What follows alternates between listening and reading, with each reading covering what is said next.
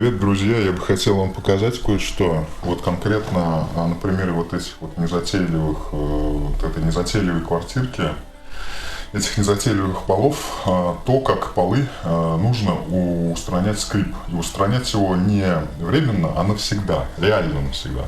Вот смотрите, вот здесь не происходило никаких действий.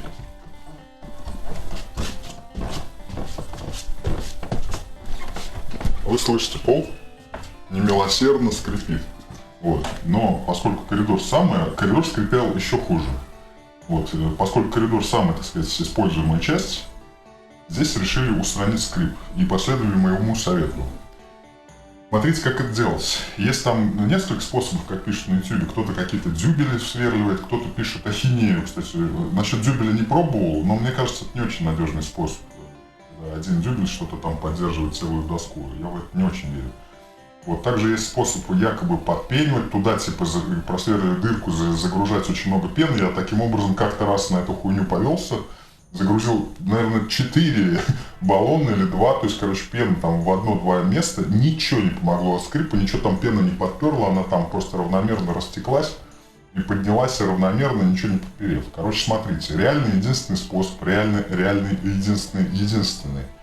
Это прокручивание все-таки полов, но как его правильно сделать, то что многие жалуются, что делают прокручивание, а потом как бы все равно пол начинает скрипеть через, там, не знаю, 2 недели. Как сделать так, чтобы точно он не начал скрипеть? В чем прикол? Почему он скрипит у тех, кто прокручивает иногда? Потому что ответ очень прост. Они делают это через жопу. Смотрите, как это делать правильно. Соответственно, я просто показываю вам, вот сначала пройдусь по коридору.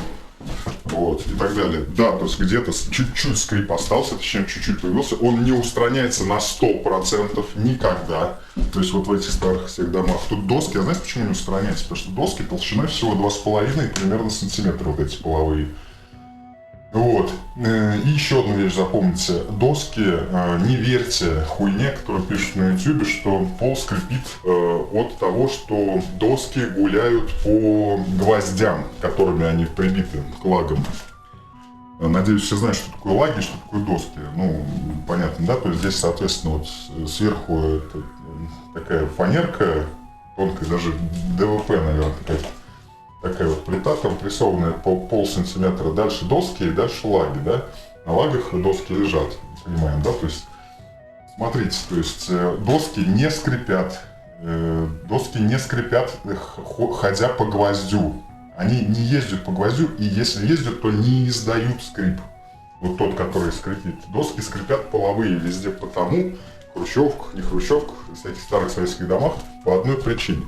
Эти доски, они как бы профильные, то есть, соответственно, там есть паз, и есть, соответственно, вот эта часть ребро, которая вставляется в этот паз. Вот именно оно, именно вот это место, этот паз, это ребро, засунутое в этот паз, это боковое, оно и скрипит, и больше ничего не скрипит.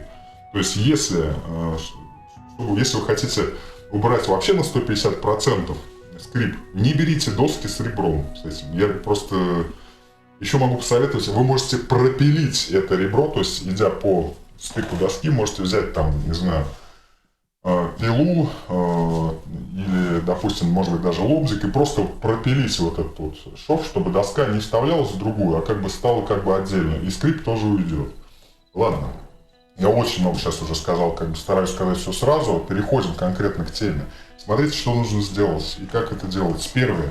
Мы находим какое-то место, если нужно, отдираем эту картонку, находим то, как лежат доски. То есть, соответственно, ну, обычно они, конечно, лежат повдоль, там, по длине, но черт его знает, бывает и через жопу они могут лежать. То есть мы находим, как направлены доски. Соответственно, мы понимаем, как направлены лаги после этого. Они направлены всегда перпендикулярно. Вот дальше наша задача стоит в следующем. Как найти лаги, чтобы их прокрутить, потому что нам нужно их найти. Для этого мы берем тонкое сверло, троечку, например, четверочку, ну, троечку можно, мы троечку пользовались. Вот, берем ее и просто вот примерно понимаем, что лаги друг от друга обычно находятся в 40, 50, 60 сантиметров на таком расстоянии обычно. Они не всегда лежат прямо, они и кривые, и прямо, и по-разному могут лежать как угодно. Наши через жопы строители, там, советские, сами понимаете, им все было похер. Вот, как бы зарплата у них шла не от результата явно. Вот, мы берем, что начинаем от порога, например, и начинаем просверливать вот так на расстоянии 1 сантиметра, делаем столько дырок, сколько получится, отступая, если нужно. То есть, вот, допустим, здесь вот сделаем там 10 дырок, да. Вот мы просверливаем, понимаем, что лага это примерно где-то 5 сантиметров, она шириной примерно 4-5. Вот как ее вообще обнаружить? То есть вот мы сверлили дырок, да, где лага, хрен его поймешь. По сверлу оно проваливается одинаково, что в пустоту оно уйдет, что там в доску дальше он будет, это оно очень легко проходит, это ни хера не заметишь. Насверливаем вот эти дырки примерно там, где лага должна быть. Про расстояние между примерно лагами я сказал. Дальше что происходит? Мы берем не зубочистку, конечно, это так для примера, а проволоку, тонкую прямую проволочку, сантиметров 20 длиной.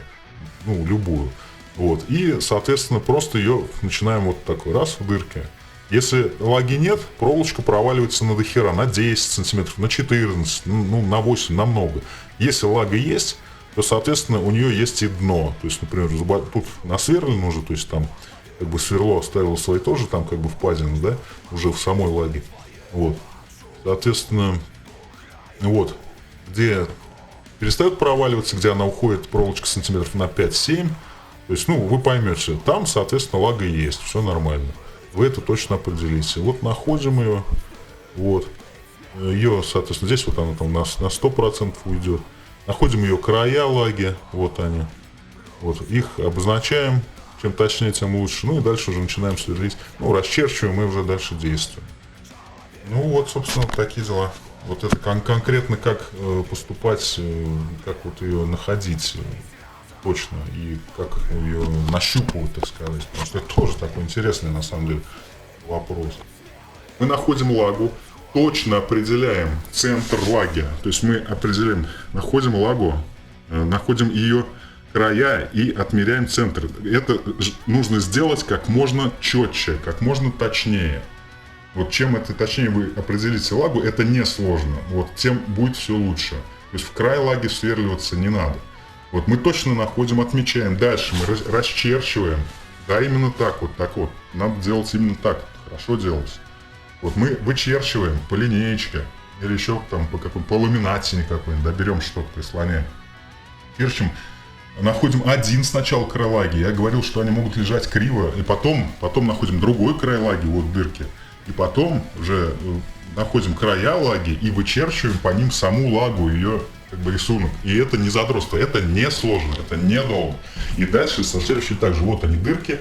Эти дырки ни на что не влияют, никакая вода туда не затекает, никакие тараканы оттуда не ползут, поверьте. Они слишком маленькие. В конце концов их можно замазать потом или закрасить. Вот, и так вот с каждой, абсолютно каждой лагой. Вот видите, это лежит криво, это прямо. И вот эти дырки. Вот. Так мы находим лагу. Рисуем лагу. Рисуем. Вот она нарисована даже. Можно потом стереть, просто здесь не стерто. И ровно по центру на расстоянии примерно 4-5 сантиметров мы вкручиваем саморезы. Саморезы. Вот я показываю вам все. И сколько их. Вон до туда. Это все здесь. Вот до сюда. Это все идет вон. Смотрите. Видите, сколько искали лагу. Вот. Но это быстро. Сверлится все это мгновенно. Вот. И так далее. Дальше здесь есть места, где коридор, там, допустим, поворачивают. Здесь лаги уже по-другому идут, вот так, да. То есть сначала мы их искали там то так, вот так. То есть, ну, они могли так лежать, на самом деле. У порога они тут 3, тут вот одна, другая идет там. И так далее. Вот они. Вот. Тут вот, допустим, лага прерывается. Одна, вот тут она упирается. Здесь они по-другому лежат. Здесь вот так лежат две. А эти длинные, они к ней уже не прикасаются. То есть вот так. Все по-разному, но это все не сложно. Повторяю, это очень быстро все делается. Вот.